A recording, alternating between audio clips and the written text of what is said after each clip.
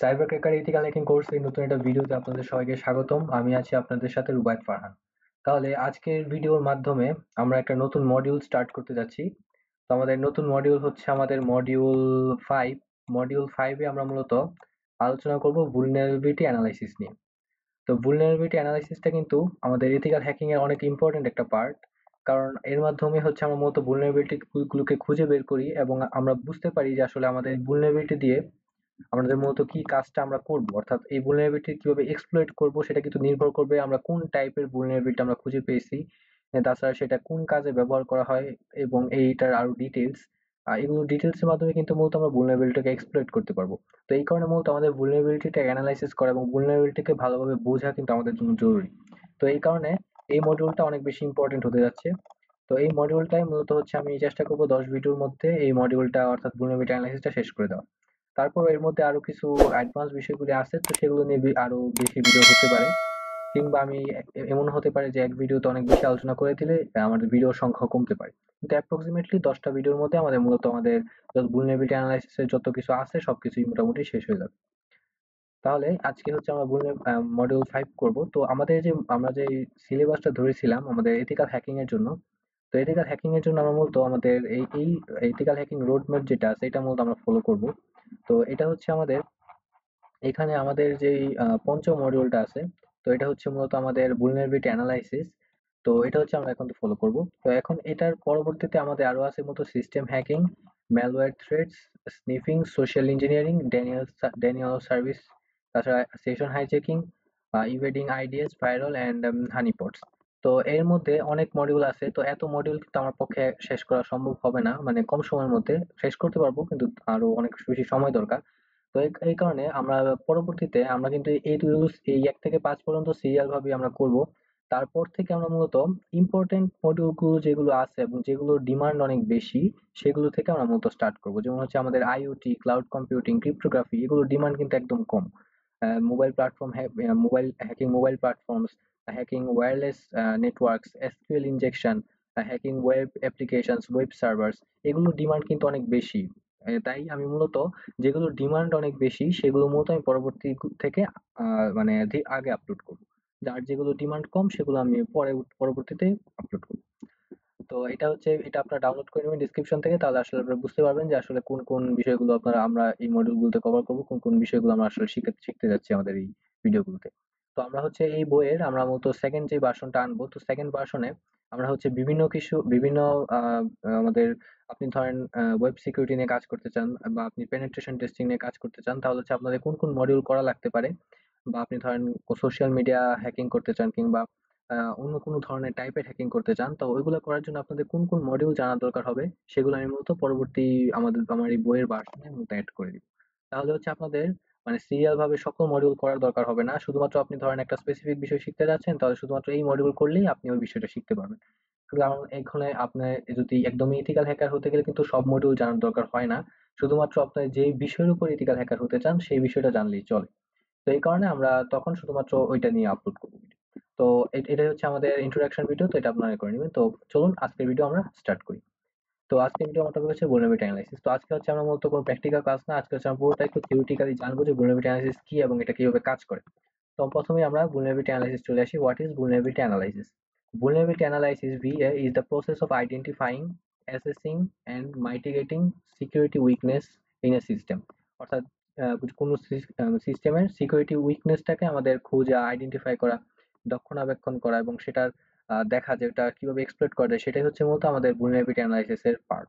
মানে অর্থাৎ vulnerability analysis এর মূলত এইসব কাজগুলি করা হয়। এটা মূলত যেকোনো সিস্টেম হতে পারে, যেকোনো নেটওয়ার্ক হতে পারে বা যেকোনো অ্যাপ্লিকেশনও হতে পারে। The primary goal is to detect vulnerabilities before the attackers exploit them। ethical হ্যাকারদের কিন্তু মেইন পারপাসই থাকে হচ্ছে আমাদের অ্যাটাকার পারফর্ম করার আগে আমাদের সেটা খুঁজে বের করা এবং ইমপ্লিমেন্ট সিকিউরিটি মেজার্স অ্যাকর্ডিংলি, এবং সেটা অনুযায়ী আমাদের প্রতিরোধমূলক ব্যবস্থা নেওয়া যেন কোনো আনএথিক্যাল হ্যাকার এটাকে হ্যাক না করতে পারে। তো এটা হচ্ছে মূলত আমাদের vulnerability analysis এর মূল প্রসেস এবং এটা হচ্ছে কাজ করে। তো এই vulnerability analysis টা মূলত আমাদের আমরা কেন ইম্পর্টেন্ট এই vulnerability analysis টা? vulnerability analysis টা ইম্পর্টেন্ট হওয়ার অনেক কারণ রয়েছে। যেমন হচ্ছে মূলত এটা হচ্ছে আমাদের ডিভাইসটাকে বিভিন্ন সাইবার অ্যাটাক থেকে প্রতিরোধ করে। তাছাড়া আমাদের ডাটা ব্রিচেস থেকে আমাদের এটাকে রক্ষা করে, অর্থাৎ ডাটা লিক হওয়া থেকে রক্ষা করে। অর্থাৎ আমাদের ডাটাটা মূলত আমাদের যে এনক্রিপ্টেড ডাটা থাকে ওটা মূলত আমাদের হ্যাকারদের কাছে যাওয়া থেকে রোধ করে। তাছাড়া ensures compliance with regulations, CDPR, HIPAA, ISO 27 1001। তো এগুলো হচ্ছে মূলত আমাদের সম্ভবত ডাটা চ্যানেল। এগুলো হচ্ছে মূলত এগুলো আমাদের রক্ষা করে যেন এগুলো থেকে ডাটা লিক না হয়। Maintains business reputation, customer trust, এটা যে কোনো বড় বড় কোম্পানির ক্ষেত্রে মূলত এটাই হয়ে থাকে। তো এগুলো হচ্ছে আমাদের মূলত এরকম ইম্পর্টেন্ট কিছু আপনার এখানে এনেই, কারণ হচ্ছে মেইন ইম্পর্টেন্টটাই হচ্ছে মূলত আমাদের এটাকে হচ্ছে আমাদের সিস্টেমটাকে মূলত সাইবার আক্রমণ থেকে প্রতিরোধ করা, এটা হচ্ছে আমাদের মেইন পার্ট, ওইগুলো এত ইম্পর্টেন্ট। তো আমাদের মূলত এইটা করার জন্য মূলত আমাদের vulnerability analysis টা জানা প্রয়োজন। তাছাড়া আমরা উল্টো কাজটা করতে গেলে, অর্থাৎ কোনো কিছুকে আমরা এক্সপ্লয়েট করতে গেলেও বা সাইবার অ্যাটাক করতে গেলেও কিন্তু আমাদের vulnerability জানা দরকার হয়। এখানে শুধু প্রোটেক্ট লেখা থাকলেও এটা মূলত অ্যাটাক করার ক্ষেত্রে মূলত ইউজ করা হয়। তো এখন vulnerability analysis করার কিছু স্টেপ রয়েছে। আমরা সাধারণত vulnerability analysis করার ক্ষেত্রে কিছু স্টেপ ফলো করি। তো এই স্টেপ গুলো হচ্ছে যে এখানে মূলত ৪ টা স্টেপ আছে। তো অধিকাংশ জায়গায় আমি মূলত ৪ টা স্টেপই দেখেছি। তবে কিছু, কিছু জায়গায় ৫ টা স্টেপও আছে। তো মেইন হচ্ছে মূলত ৪ টা স্টেপ। তো এই ৪ টা স্টেপ হচ্ছে মূলত আমাদের vulnerability identification, অর্থাৎ আমাদের ১ম এ ওই vulnerability খুঁজে বের করতে হবে। তারপর হচ্ছে সেটাকে এনালাইসিস করতে হবে এবং দেখতে হবে যে ওইটা হচ্ছে কি ধরনের রিস্ক আছে, ওইটাকে এক্সপ্লয়েট করার কত ধরনের রিস্ক আছে এবং এটা সহজ কিংবা কঠিন কিনা এটাকে এক্সপ্লয়েট করা। তারপর হচ্ছে রিমেডিয়েশন, তারপর আবার আমার সিস্টেমটাকে চেক করতে হবে, অর্থাৎ এটাকে আমার প্রথমে এটা বন্ধ করতে হবে বা vulnerabilityটা আমার ঠিক করতে হবে। তারপর হচ্ছে আমাদের দেখতে হবে সিস্টেমে আবার কোনো vulnerability আছে কিনা, তো আবার স্টেপ ওয়ানে চলে যেতে হবে। তো এটা হচ্ছে মূলত একদম সাধারণ প্রসেস vulnerability analysis করার ক্ষেত্রে। তো এই vulnerability analysis করার ক্ষেত্রে কিন্তু অনেকগুলো টুল ইউজ করা হয়, তো সেগুলো নিয়ে আজকের ভিডিওতে আলোচনা আছে। তাহলে চলুন আমরা প্রতিটা স্টেপ একটু বিস্তারিত জেনে নিই। যেমন হচ্ছে আমাদের ১ম স্টেপ হচ্ছে আমাদের মূলত অ্যাসেট আইডেন্টিফিকেশন, অর্থাৎ আমাদের যে ডিসকভারি আছে, অর্থাৎ vulnerability ডিসকভার করা। তো সেটাই মূলত হচ্ছে আমাদের ১ম স্টেপ। তো ১ম স্টেপে আমাদের মূলত অবজেক্টিভ থাকে হচ্ছে মূলত identify critical systems, applications and data that needed protection, অর্থাৎ আমাদের ইনসিকিউর ডাটা সেটা মূলত বের করতে হবে, ইনসিকিউর সিস্টেম, অ্যাপ্লিকেশন এগুলোকে মূলত খুঁজে বের করতে হবে। তো এগুলো করার ক্ষেত্রে মূলত আমাদের ২ ধরনের টুল ইউজ করা হয়। একটা হচ্ছে আইটি অ্যাসেট ম্যানেজমেন্ট সিস্টেম। এগুলো হচ্ছে মূলত আমাদের এই আইটি ডিভাইস গুলোকে ম্যানেজ করতে সহায়তা করে। তো এই টুলস গুলো হচ্ছে মূলত ইউজ করা হয়, যেমন হচ্ছে SolarWinds, সার্ভিস নাও, এই ২ টা টুল। তাছাড়া আরো টুল আছে। এগুলো হচ্ছে আমরা মূলত পরবর্তীতে প্র্যাকটিক্যাল সেশনে দেখাবো। তারপর নেটওয়ার্ক ম্যাপিং করার ক্ষেত্রে ইউজ করা হয় Nmap এবং Zenmap। তো Zenmap জানেন, Zenmap এবং Nmap সেম, প্রায় সেমই। একটা গ্রাফিক্যাল, একটা টার্মিনাল দিয়ে শুধু ইউজ করতে হয়। তো এই নেটওয়ার্ক ম্যাপিং টুলস ইউজ করবো এবং হচ্ছে আমরা এই অ্যাসেট ম্যানেজমেন্ট সিস্টেমের কিছু টুল আছে এগুলো ইউজ করব আমাদের অ্যাসেট আইডেন্টিফিকেশন, অর্থাৎ আমাদের vulnerability খুঁজে বের করতে। তাহলে আর যাদের Nmap সম্পর্কে ধারণা একদমই নেই, যারা শুধুমাত্র মডিউল 5 থেকে স্টার্ট করেছে, তাদেরও আশা করি এই Nmap চালাতে প্রবলেম হবে না। এটা করেই মডিউল 5 করলে আপনাদের আশা করি ক্লিয়ার হয়ে যাবে Nmap এগুলো সবকিছু। আমাদের সেকেন্ড স্টেপ হচ্ছে আমাদের vulnerability স্ক্যানিং, অর্থাৎ আমাদের vulnerabilityটাকে অ্যানালাইসিস করতে হবে। তো এটা হচ্ছে vulnerability assessment ও বলা হয় এটাকে। তো এটার কাজ হচ্ছে মূলত use automated and manual testing to identify security vulnerabilities, অর্থাৎ বিভিন্ন প্রকার টেস্টিং করা হয় যেটা মূলত আমরাও করব আমাদের প্র্যাকটিক্যাল সেশনে।